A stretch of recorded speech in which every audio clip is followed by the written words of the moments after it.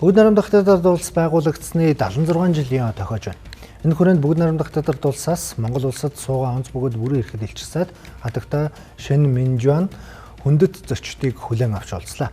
Хүлээн авалтын үеэр Хятадын өндөр шин технологийн бараа бүтээгдэхүүний үзэсгэлэнг дэлгэж Монгол улстай технологийн салбарт харилцаагаа улам сайжруулахаар зорж байгаагаа онцолсон юм.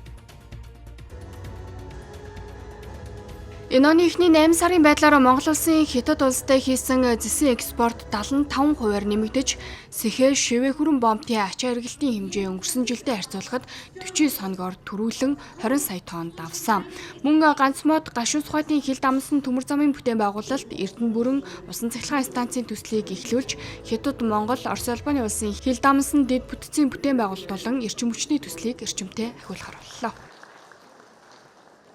Бүгд найрамдах театрт улс бол техник технологийн хувьд бол маш өсрөнгөө хурдтай хөгжиж байгаа. Тэгээ энэ одоо технологийн хөгжлөөс илүү үр ашиг хүртсэн. Өөрөөр хэлбэл энэ технологиг Монголд суурилуулах энэ одоо боломжийг бий болгосон энэ л одоо харилцаа бидний хувьд бол ойрын ирээдүйд маш их чухал байгаа. Энэ жил Хятад Монгол хоёр улсын харилцаа бэрхшээлийг даван туулж дээшлэн ахиж олон чухал үр дүнд хүрсэн он жил болж байна. Хоёр улсын өндөр дээд түвшний харилцан айлчлал идэвхжиж байна. Монгол улсын ерөнхийлөгч, улсын хурлын дарга, ерөнхий сайд, шадар сайд, засгийн газрын гишүүд зэрэг улс төрийн намуудын удирдлагууд Хятад улсад айлчлал хийлээ. Ялангуяа энэ сарын эхээр хоёр улсын төрийн тэргүүн нарын уулзалт 2 жилийн дараа дахин зохион байгуулагдсан нь хоёр улсын харилцааны чиглэлийг тодорхойллоо.